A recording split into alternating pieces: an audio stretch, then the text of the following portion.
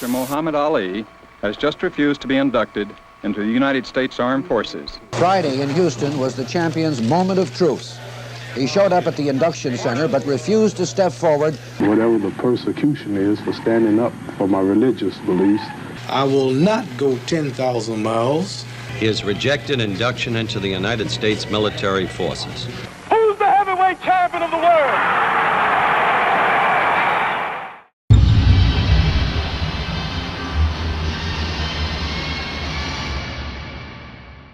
It's the one you've been waiting for. What if Muhammad Ali were never exiled? It's probably the biggest question us boxing fans have, next to what if Mike Tyson never lost Cousin Rooney. After doing away with Zora Foley, Ali would reject induction into the United States Army and not fight for 3.5 years. But what if Ali's claims of being a conscientious objector were accepted? I'd imagine that it would go something like this. Muhammad Ali originally planned to fill out the rest of 1967 with matches against Oscar Bonavena, Thad Spencer, and Floyd Patterson, so we'll start there. Shortly after Zora Foley, Muhammad Ali stops Eddie Machen, who was a last-minute substitute for an injured Floyd Patterson. Machen jokingly said after how Ali still owed him for giving him the blueprint to beat Sonny Liston. The two laugh at it. On that same night, Thad Spencer shocks Ernie Terrell to take his spot at a rematch with Ali. Up next, Muhammad Ali knocks out Thad Spencer in the 12th round. Spencer was down twice earlier in the bout and was counted out after the bell rang to end the 12th. Ali closes the year against Ringo Oscar Bonavena. Originally, Ali fought and stopped Bonavena in the 15th round, becoming the only man to ever do so.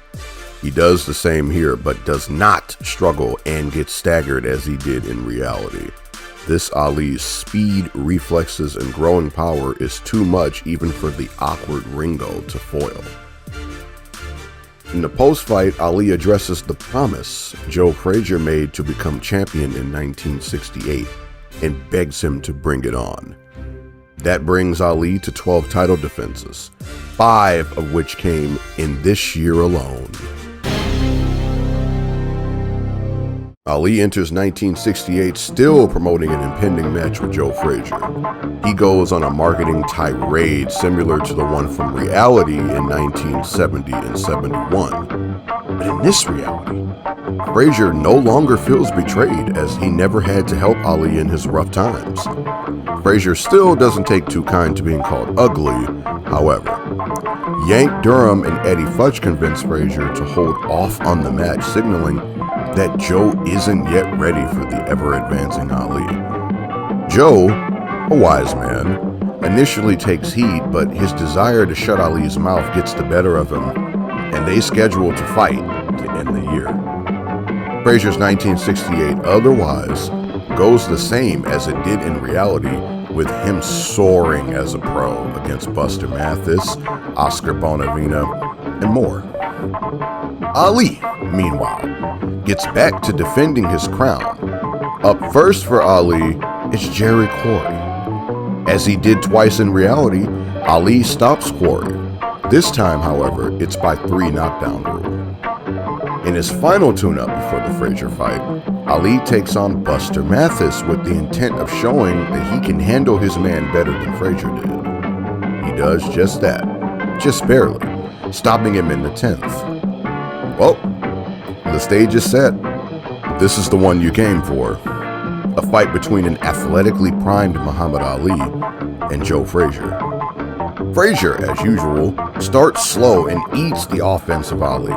In fact, Frazier appears whiffed at the speed of the champion and struggles to cut off the ring as his face is slashed at. Joe begins to smoke in the mid-rounds, but Ali isn't slowing down as Frazier continues failing to land the left hook. Ali, come round 10, is a bit more flat-footed and confident that Frazier's a bum. It is now that Joe's bodywork comes into play, and the left hook becomes a factor. Then, in a flash, Ali drops Frazier, who was off balance from a leaping left hook. Joe answers right away and barrels right back in to continue his bodywork, but Muhammad returns to dancing. The champion retains by unanimous decision after 15 rounds, and Joe Frazier has been left with the ultimate wake-up call and learning lesson. He was shocked at the precision, speed, and power of Ali, but will be ready should the day come that they fight again. That's 15 title defenses for Muhammad Ali, the Joe Frazier one garnering him some solid clout as the all-time great the world is coming to accept him as. Alright, it's 1969 and the champion is ready to hit the trail and continue proving he's the greatest. Up first for the Louisville Lip is Dave Zygowitz, who is finished in the second round by knockout. Up next is Leotis Martin. Martin, like everyone, struggles to catch up to the elusive champion and is stopped in the seventh. Ali's third title defense is against his gym mate, Jimmy Ellis.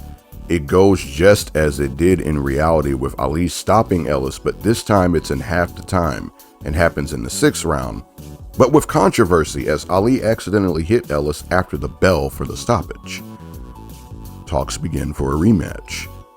For his final defense of the 60s, Muhammad stops Manuel Ramos in the fourth round. Easy year of light work for the champ as he ascends to 19 title defenses and at the young age of 27. While Ali had a so-called easy year of title defenses, Joe Frazier hit the comeback trail hard and knocked out every man he faced. 1968 Olympic gold medalist George Foreman also begins making noise. Ali opens the 1970s by announcing that he will only be defending his title 2 times a year at max, as he feels he's earned as much. He runs into conflict as he has 2 different mandatories. The WBC wants him to face Joe Frazier again, and the WBA requests he fight Jimmy Ellis again due to the controversy. Ali chooses Ellis and is stripped of the WBC title. Ali defends his unified Lineal, Ring Magazine, and WBA titles against Jimmy Ellis in a 5th round TKO. Ali next defends against Sonny Liston in a trilogy bout, a charity matchup of sorts on Ali's behalf for the man who jump-started his greatness and appears to be at the end of his career. Liston obviously stands little chance against the now advanced Ali, having aged 5 more years himself. It's an easy stoppage win in the 6th for the champion, bringing him to 21 title defenses. Sonny Liston does not pass away in this timeline, but does retire and join a certain fighter's camp. Remember this for later. Joe Frazier and Ernie Terrell fight for the vacant WBC title, and Frazier obliterates the Octopus in 4 rounds. It's a message to Ali, who couldn't stop Terrell back in 1967 despite his supposed anger with the man who called him Clay. Meanwhile, young George Foreman knocks out all 12 of his opponents, including Gregorio Peralta and George Chuvalo. Yes, you heard that right.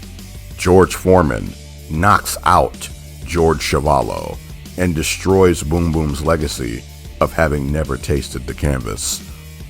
This George Foreman is turning out to be a greater threat and monster than the one in reality. This concludes 1970. 1971 opens with Joe Frazier announcing that he would love a rematch with Cassius Clay. As you can imagine, this sends Ali into a frenzy. Joe accuses Muhammad of ducking him the previous year and demands they unify the title. Ali accepts, and the match is set for March 8th. First, a tune-up for the champion against Floyd Patterson in the lost rematch from 1967.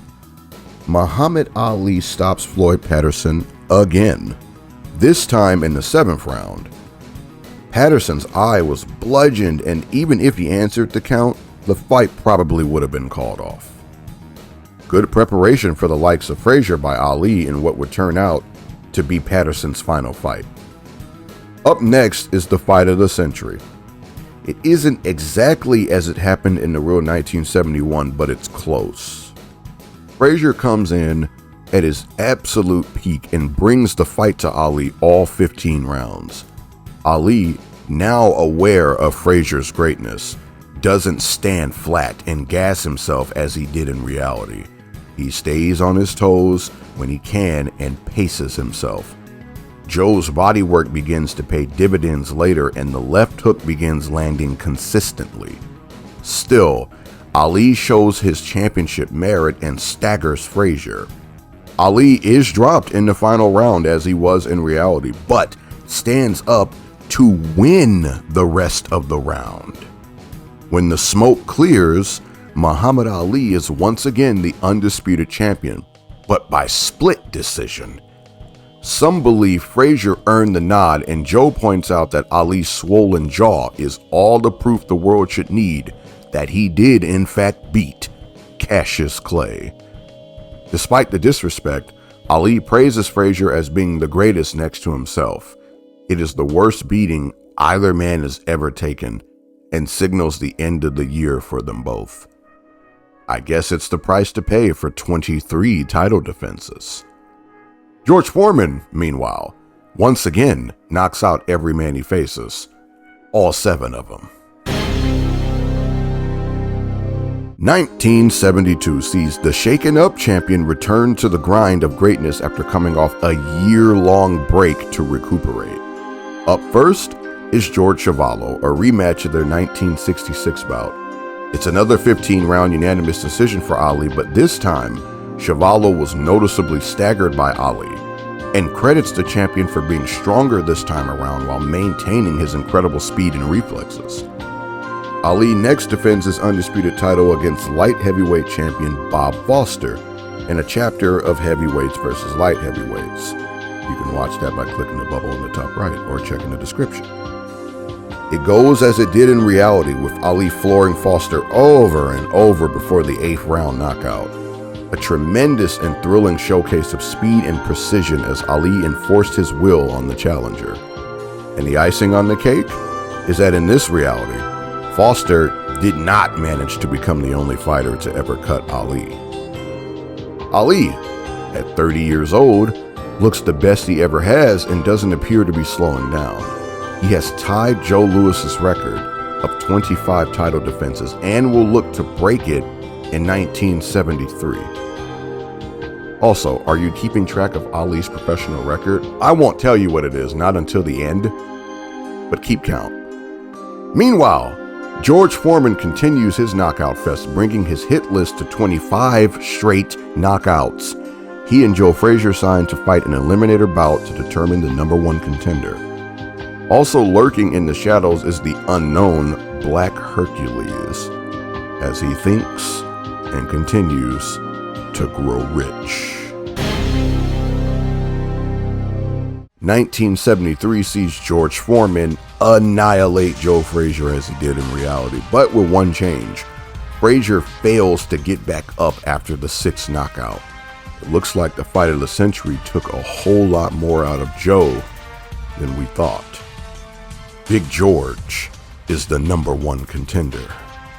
Meanwhile, Ali first defends his title against relative unknown Ken Norton, giving him a shot and proving his mark as being the people's champion. Fortunately for Ali, he hasn't slowed down at 31 years old because Norton poses a surprising threat and is not in awe of Ali's aura. Ali manages to increase his output and performance mid-fight amidst being bamboozled by Norton. He ultimately wins a controversial split decision, and a rematch is requested. It's a bittersweet way to break Joe Louis's record, but a win is a win. Before the rematch can happen, however, the #1 contender George Foreman blocks it. The sanctioning bodies then request that Norton and Foreman fight to determine Ali's next challenger.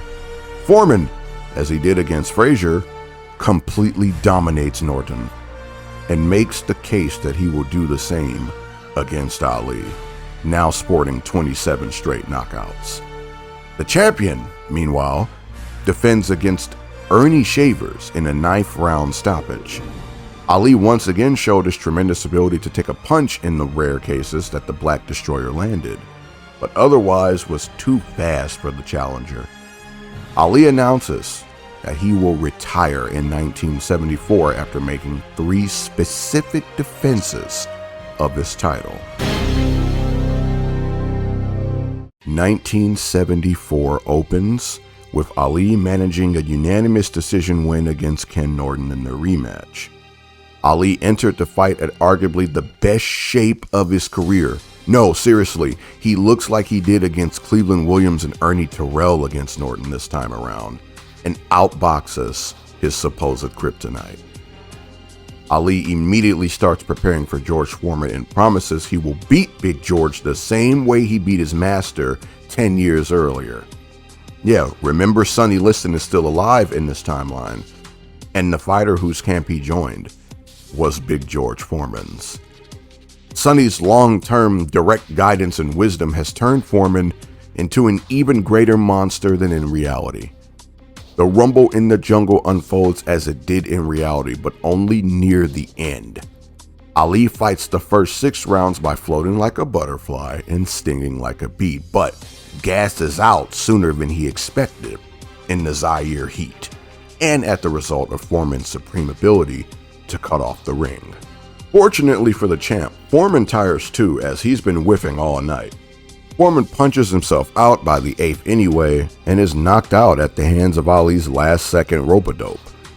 He's done the impossible and could retire now, but Muhammad Ali said back in 1973 how he would make 3 defenses in 1974. The third is against Joe Frazier in a trilogy bout. Win, lose, or draw, Ali says he will retire and head off into the sunset as the greatest of all times. This third fight goes almost exactly as it did in reality, rhyming with the Thriller in Manila. Ali dances the first 8 rounds of the fight, but runs out of steam due to the horrid weather. Joe starts smoking and makes up the rounds. The 14th round sees Ali turn it around and punish Joe back, almost dropping Frazier as he did in reality. Now, in reality, the 15th round never came to be, as Eddie Futch called it off and Ali collapsed from exhaustion after finding out he'd won. Well, this time both men do answer the bell for the 15th. Ali, in this reality, was saving his energy for this moment in those mid-rounds he lost to Frazier, and fights through the pain of the bodywork Joe has done to get back to dancing and stinging. Frazier swings for the home run despite his exhaustion, but fails to land. Ali stands flat and puts his all into his offense. As the clock winds down, Ali once again drops Smokin' Joe. The bell rings, and Joe answers the count. It's over. Ali collapses from exhaustion in the neutral corner after the bell and right before Joe gets up.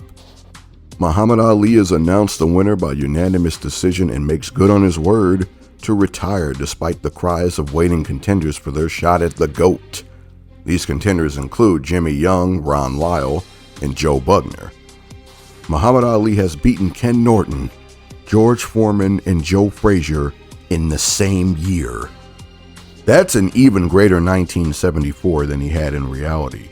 And it turns out, in retrospect for the fans of this timeline, to be arguably the greatest heavyweight conquest in 1 year in the history of the sport.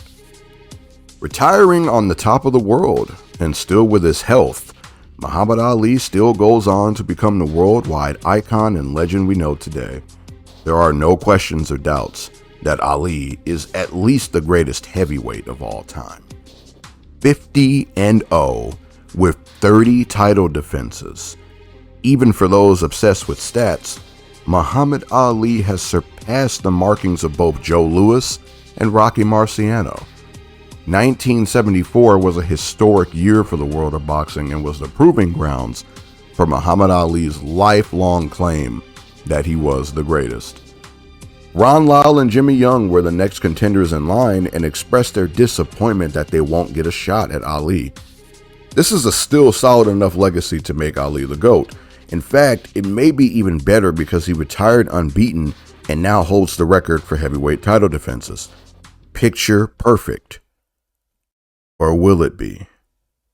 Sometimes you just want to see if you still got it, and Muhammad Ali was guilty of this in reality. In Ali's retirement, his old sparring partner, Larry Holmes, has a faster rise than he did originally and ascends to the crown by beating Ken Norton in 1976. Holmes launches a campaign to bait Ali out of retirement, a master versus student sort of beef. Ali begins mouthing off and responding at how Larry will always be his sparring partner. The narrative buildup that happened in reality's 1980 for The Last Hurrah unfolds here. Fortunately for Muhammad Ali, he is not a shell of himself due to his better care for himself over his career and the limited damage he took. He gets back into shape and prepares to join Floyd Patterson in the books as a two-time heavyweight champion. Larry Holmes wants the lineage and to solidify his reign and legacy by banishing Ali to retirement. First for Ali are two tune-ups in 1976 before the 1977 showdown. Up first is the lost Ron Lyle bout. Ali shakes off the ring rust rather impressively and foils Lyle's counterpunching to secure a late stoppage. Looks like he's still got it, but the narrative makes the rounds that Ali can't dance anymore due to his flat-footed nature in this bout. Ali enters the Jimmy Young fight and dances the night away, but he isn't as effective against Young. Jimmy also ducks out of the ring whenever Ali does catch him and is ultimately disqualified for his antics. The ex-champ doesn't look too hot, honestly, akin to 1963 when he struggled to secure his wins heading into the Sonny Liston bout. Is he playing possum? 1977 opens with Ali's camp requesting a reschedule for The Last Hurrah, citing that Muhammad needs one more tune-up. The Holmes camp grants this and Ali chooses to have a final tune-up rematch against Jimmy Young. This time, Ali looks like the champ of old and appears too speedy, precise, slick, and overall strong for Jimmy Young. He stops Young on cuts in the 7th. Larry Holmes, meanwhile, tunes up against Ernie Shavers and rises off the canvas to storm back and stop the Black Destroyer. The master and student appear primed and ready for their showdown.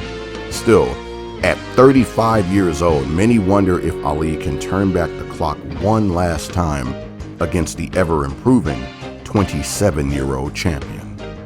Holmes' rise and ability remind the world of Ali's own from the mid to late 60s. It's fight night, master versus student. Muhammad Ali starts out flat-footed and struggles to parry the one-of-a-kind jab of the Eastern Assassins. Taking the opening rounds, Larry turns to dancing to mock his teacher. Ali responds by upping his overall output and showing he's still got it after all.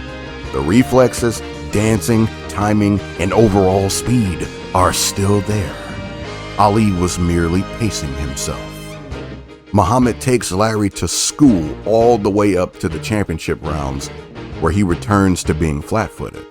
It's here that Larry makes up ground, but he suffers from an Ali frenzy at the end of each round, akin to the one Sugar Ray Leonard used against Marvin Hagler. In the 15th round, Ali leans on the ropes and absorbs Holmes' offense. Mid-round, he returns to dancing and overwhelms Larry, sending him to the canvas. Holmes is exhausted, but beats the count and survives, as he always did. Ultimately, Muhammad Ali is announced the winner by majority decision and joins Floyd Patterson as a two-time champ. The two embrace after, and Ali announces his true retirement. He is the definitive greatest of all times. I hope you enjoyed, and I'd like to know how you'd see Ali's career going if he were never exiled. Leave me a comment. And while you think it up, you should check out my ultimate career recap of Muhammad Ali. It's every single Ali fight and you won't want to miss it. Click or tap the bubble in the top right or scroll to the bottom of the description and click or tap the video there. I hope you enjoy it. Let's keep growing, readers and viewers of the Boxing Encyclopedia. And a big shout out to my members, my champs, whose names you'll be seeing in a matter of seconds. Become a member and join today for perks like watching all of my videos early before public release. And please do not forget to subscribe if you're new. Let's keep growing. This has been the Charles Jackson, author of the Boxing Encyclopedia. And I'll see you in the next one. Stay frosty.